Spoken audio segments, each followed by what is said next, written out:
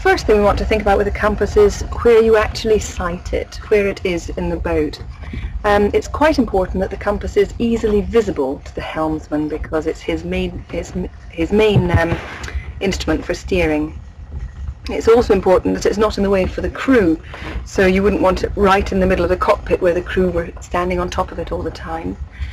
And you also want it to be in a position where it's not too close to any metal objects that are going to cause deviation. Now, deviation is the difference between the magnetic north and the north that your compass points to. Now, this is, you can see deviation if I just put this tin beside the compass. If you just look at the compass now, I'll put this tin up here, and you see that the compass is swinging around a bit. We'll take it away, and it goes back to its original heading. We'll try it with a flare. Put a flare up there.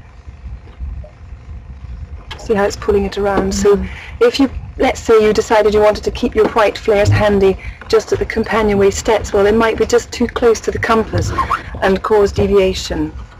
The other thing is about deviation that it varies on different headings.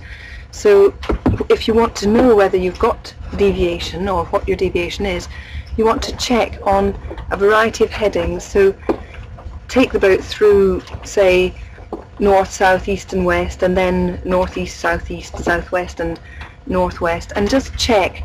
The easiest quick way is to use the hand bearing compass, get the boat on the heading and line up the mast with the forestay and just take a bearing. And that'll, as I say, that's only a quick way, and it'll just give you an indication as to whether you've got much deviation. If you find that you have got a lot on one heading, and when I say a lot I mean say more than 5 degrees, then it's probably a good idea, rather than trying to fiddle around with magnets and so on yourself, it's probably a good idea to get a professional to come in and actually get it corrected so you have a minimum amount of deviation. 1 or 2 degrees either side doesn't make a lot of difference because it's so difficult to steer to 1 or 2 degrees of accuracy.